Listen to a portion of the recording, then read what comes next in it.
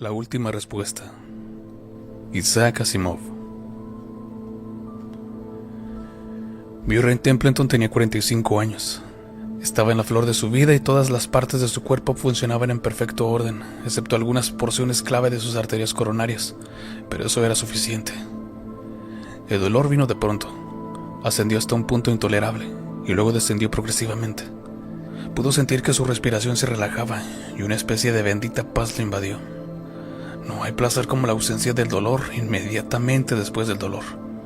Murray sintió una ligereza casi aturdidora, como si estuviera elevándose en el aire y flotando. Abrió los ojos y notó con distante regocijo que los demás que ocupaban la habitación estaban aún agitados.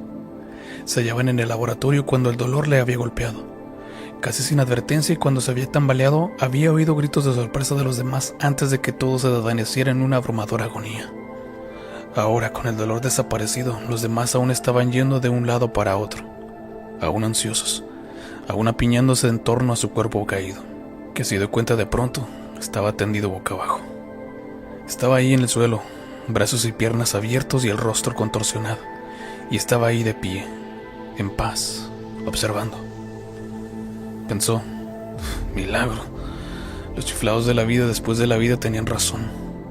Y aunque aquella era una forma humillante de morir para un físico ateo, apenas sintió una ligera sorpresa y ninguna alteración de la paz en la cual se hallaba inmerso. Pensó, debe de haber algún ángel o algo viniendo por mí. La escena terrestre estaba desvaneciéndose, la oscuridad iba invadiendo su conciencia y lejos en la distancia, como un último vislumbre, había una figura de luz vagamente humana en su forma, irradiando calor. Murray pensó, vaya, estoy yendo al cielo. Mientras pensaba esto, la luz se desvaneció, pero el calor siguió. No hubo disminución en la paz, pese a que en todo el universo tan solo quedaba él y la voz. La voz dijo, he hecho esto tan a menudo y sin embargo aún tengo la capacidad de sentirme complacido con el éxito. Murray sintió deseos de decir algo, pero no era consciente de poseer una boca, lengua o cuerdas vocales. Pese a todo, intentó emitir un sonido. Intentó sin boca susurrar palabras o respirarlas o simplemente impulsarlas fuera con una contracción de lo que fuera. Y brotaron. Oyó su propia voz, completamente reconocible, y sus propias palabras, infinitamente claras. Murray pensó, ¿es esto el cielo? Y la voz le respondió, este no es ningún lugar, tal como tú comprendes la palabra lugar. Murray se sintió azarado. Perdón si suena un poco estúpido, pero tú eres Dios. Sin cambiar de entonación o estropear de ninguna forma la perfección del sonido, la voz consiguió sonar divertida. Es extraño que siempre se me pregunte eso. Por supuesto, en un número infinito de formas. No hay ninguna respuesta que yo pueda dar y que tú puedas comprender. Yo soy, lo cual es todo lo que puedo decir que sea significativo y que tú puedas cubrir con cualquier palabra o concepto que prefieras. ¿Y qué soy yo?, preguntó Murray. ¿Un alma o también soy tan solo una existencia personificada? Intentó no sonar sarcástico, pero tuvo la impresión de que fracasaba. Entonces pensó fugazmente en añadir una vuestra gracia o santísimo, o algo para contrarrestar el sarcasmo, y no pudo conseguir decidirse a hacerlo pese a que por primera vez en su existencia especuló con la posibilidad de ser castigado por su insolencia, o pecado, con el infierno o con lo que se le correspondiera. La voz no sonó ofendida. Tú eres fácil de explicar, incluso para ti. Puedes llamarte a ti mismo un alma si eso te complace, pero lo que realmente eres es un nexo de fuerzas electromagnéticas, dispuestas de tal modo que todas las interconexiones e interrelaciones son exactamente imitativas de aquellas de tu cerebro en tu universo existencia, hasta el más mínimo detalle, de tal modo que posees tu capacidad de pensamiento, tus recuerdos, tu personalidad, y te sigue pareciendo que tú eres tú. Murray se dio cuenta de su propia incredulidad. ¿Quieres decir que la esencia de mi cerebro es permanente? En absoluto. No hay nada de ti que sea permanente, excepto lo que yo elija hacer permanente. Yo formé el nexo. Yo lo construí mientras tú tenías existencia física, y lo ajusté al momento en el cual la existencia fallara. La voz parecía claramente complacida con sí misma y tras una momentánea pausa prosiguió. Una intrincada pero absolutamente precisa construcción. Por supuesto, puedo hacer lo mismo con cualquier ser humano de tu mundo, pero prefiero no hacerlo. Hay un cierto placer en la selección. Entonces eliges a muy pocos. realmente muy pocos. ¿Y qué ocurre con el resto? El olvido. Oh, por supuesto, tú imaginas el infierno. Murray hubiera enrojecido de haber tenido la capacidad de hacerlo. No, dijo, eso queda fuera de cuestión. Sin embargo, jamás hubiera querido ser tan virtuoso como para atraer tu atención como uno de los elegidos. ¿Virtuoso? Ah, entiendo lo que quieres decir. Es fastidioso tener que forzar mi pensamiento a descender lo bastante como para permear el vuestro. No te he elegido por tu capacidad para el pensamiento como he elegido a otros, a cuatrillones, de entre todas las especies inteligentes del universo. Murray se sintió repentinamente curioso. El hábito de toda una vida. ¿Los eliges por ti mismo o hay otros como tú?, preguntó. Por un fugaz momento, Murray creyó adivinar una reacción de impaciencia ante aquello, pero cuando la voz llegó de nuevo no había emoción en ella. El si hay o no otros es algo irrelevante para ti. Este universo es mío y solo mío. Es mi invención, mi construcción, destinado solo para mis propósitos. Y sin embargo, con cuatrillones de nexos que has formado, pierdes tu tiempo conmigo. ¿Tan importante soy? No eres en absoluto importante, dijo la voz. También estoy con los demás en una forma que para tu percepción parecería simultánea. Y sin embargo eres uno. De nuevo un asombro de diversión. La voz dijo: buscas atraparme en una contradicción. Si tú fueras una ameba que puede considerarse individualidad únicamente en conexión con las células individuales, y tuvieras que preguntarle a un cachalote hecho por más de 30 cuatrillones de células si era uno o muchos, ¿cómo podría responder un cachalote de modo que fuera comprensible para la ameba? Pensaría en ello, dijo Murray secamente. Puede hacerse comprensible. Exacto, esa es tu función. Pensarás. ¿Con qué fin? Tú ya lo sabes todo, supongo. Aunque lo supiera todo, dijo la voz, no podría saber que lo sé todo. Esto suena un poco como filosofía oriental, dijo Murray. Algo que suena profundo precisamente porque carece de significado. Prometes, dijo la voz. Respondes a mi paradoja con una paradoja, excepto que la mía no es una paradoja. Considera. Existo eternamente, pero ¿qué significa eso? Significa que no puedo recordar haber surgido a la existencia. Si pudiera recordarlo, entonces no hubiera existido eternamente. Si no puedo recordar haber surgido a la existencia, entonces hay al menos una cosa: la naturaleza de mí mismo empezando a existir, que no sé.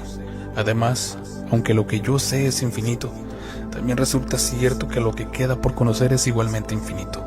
¿Y cómo puedo estar seguro de que ambos infinitos son iguales? La cualidad infinita del conocimiento potencial puede ser infinitamente más grande que la infinitud de mi actual conocimiento. He aquí un ejemplo simple.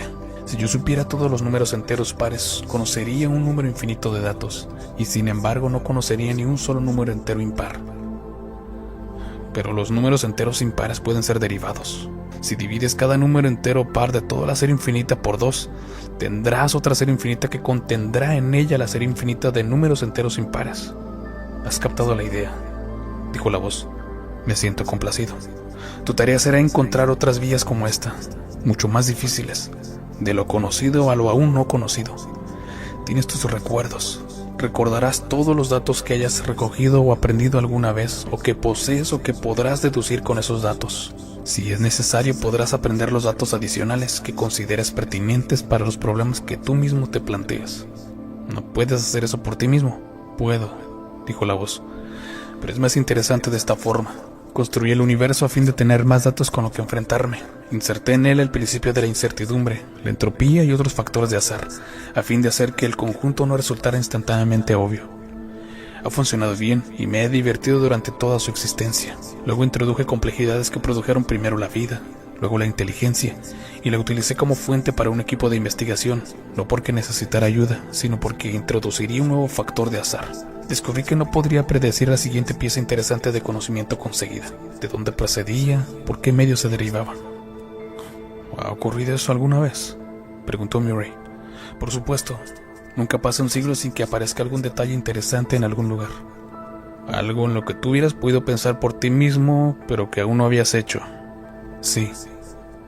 ¿Crees realmente que hay una posibilidad que yo te complazca de esa forma?, preguntó Murray. ¿En el próximo siglo? Virtualmente no. A largo plazo, sin embargo, tu éxito es seguro, puesto que estarás dedicado eternamente a ello. Estaré pensando durante toda la eternidad. para siempre. Sí. ¿Con qué fin? Ya te lo he dicho, para descubrir un nuevo conocimiento. Pero más allá de eso, ¿con qué fin debo descubrir un nuevo conocimiento? Eso es lo que hiciste en tu vida ligada al universo. ¿Cuál era tu finalidad entonces? Conseguir un mejor conocimiento que solo yo podía conseguir, contestó Murray. Recibir el aprecio de mis compañeros, sentir la satisfacción del éxito sabiendo que disponía tan solo de un tiempo limitado para alcanzarlo. Ahora solo podré conseguir lo que tú puedes conseguir por tú mismo, si lo desearas con un mínimo esfuerzo. Tú no puedes reconocer mis méritos, tú puedes únicamente divertirte. Y no hay ningún mérito ni satisfacción en un éxito cuando dispongo de toda la eternidad para conseguirlo. ¿Y no consideras el pensamiento y los descubrimientos valiosos por sí mismos?, preguntó la voz. ¿No encuentras que es innecesario requerir otro fin? Para un tiempo limitado, sí, no para toda la eternidad. Entiendo tu punto de vista, sin embargo no tiene solución. Tú dices que tengo que pensar, pero no puedes obligarme a hacerlo. No pienso obligarte directamente, dijo la voz. No necesito hacerlo, puesto que no tienes nada que hacer excepto pensar. Pensarás. No sabes cómo no pensar. Entonces me proporcionaré yo mismo una meta. Me inventaré una finalidad. Por supuesto, puedes hacerlo, dijo la voz tolerante. Ya he encontrado una finalidad. ¿Puedo saber cuál es? Ya la conoces. Sé que no estamos hablando de la forma habitual. Tú ajustas mi nexo de tal forma que yo crea oírte y creo estar hablando, pero tú me transfieres los pensamientos y recoges directamente los míos. Y cuando mi nexo cambia con mis pensamientos, tú eres inmediatamente consciente de ellos y no necesitas mi transmisión voluntaria. Estás sorprendentemente en lo cierto, admitió la voz. Eso me complace. Pero también me complace que me digas tus pensamientos voluntariamente. Entonces te los diré. La finalidad de mi pensamiento será descubrir una forma de interrumpir ese nexo mío que tú has creado. No deseo pensar para ninguna finalidad útil excepto divertirte. No deseo pensar eternamente para divertirte. No deseo existir eternamente para divertirte. Todo mi pensamiento irá dirigido hacia terminar con el nexo. Eso me divertirá a mí. No tengo ninguna objeción a eso, dijo la voz. Incluso el pensamiento concentrado acerca de cómo terminar tu propia existencia puede dar como resultado, pese a ti mismo, algo nuevo e interesante. Y por supuesto, si tienes éxito en ese intento de suicidio, no habrás conseguido nada, puesto que instantáneamente puedo reconstruirte y en una forma tal que haga imposible repetir tu método de suicidio. Y si tú encuentras otra forma aún más sutil de interrumpir tu existencia, te reconstruiré con esa posibilidad también eliminada. Y así sucesivamente. Puede ser un juego interesante, pero pese a todo, seguirás existiendo eternamente. Esta es mi voluntad. Murray sintió un estremecimiento, pero sus palabras brotaron con una perfecta calma. Estoy pues en el infierno después de todo. Tú debes entender que no existe ninguno. Pero si esto fuera el infierno, tú podrías estar mintiendo como parte de este juego del infierno. En ese caso, dijo la voz, ¿de qué serviría asegurarte que no estás en el infierno? Sin embargo, te lo aseguro, no hay aquí ni cielo ni infierno. Solo existo yo. Considera entonces que mis pensamientos pueden resultarte inútiles, dijo Murray. Si vengo a ti sin nada útil, ¿no será mejor para ti el desarmarme y no tomarte más molestias conmigo? Como una recompensa. Deseas el nirvana como un premio al fracaso y pretendes asegurarme ese fracaso. No hay trato aquí. No fracasarás. Con una eternidad ante ti no puedes evitar el tener al menos un pensamiento interesante, por mucho que tú intentes lo contrario. Entonces crearé otra finalidad para mí. No intentaré destruirme. Estableceré como meta el humillarte. Pensaré en lo que no solamente no hayas pensado nunca, sino en lo que nunca puedes llegar a pensar. Pensaré en la última respuesta, la respuesta definitiva más allá de lo cual no existe más conocimiento. No comprendes la naturaleza del infinito, dijo la voz. Puede que haya cosas que aún no me haya molestado en conocer. No puede haber nada que yo no pueda conocer. No puedes saber tu principio, dijo Murray pensativamente. Tú mismo lo has dicho. Por lo tanto, no puedes saber tampoco tu final. Muy bien, esa será mi meta. Y esa será la última respuesta. No me destruiré a mí mismo, te destruiré a ti, si tú no me destruyes a mí primero. Exclamó la voz. Has llegado a eso mucho antes de lo normal. Empezaba a preocuparme de que te tomara tanto tiempo. Sabes, no hay nadie en esos que tengo conmigo en esa existencia de perfecto y eterno pensamiento que no tenga la misión de destruirme. Es imposible. Tengo toda la eternidad para pensar en una forma de hacerlo, dijo Murray. Entonces intenta pensar en ello, dijo la voz en tono neutro, y desapareció. Pero Murray tenía ahora su finalidad y se sentía contento, porque ¿qué podía desear cualquier entidad consciente de la existencia eterna excepto un fin? ¿Para qué otra cosa había estado buscando la voz a lo largo de incontables miles de millones de años?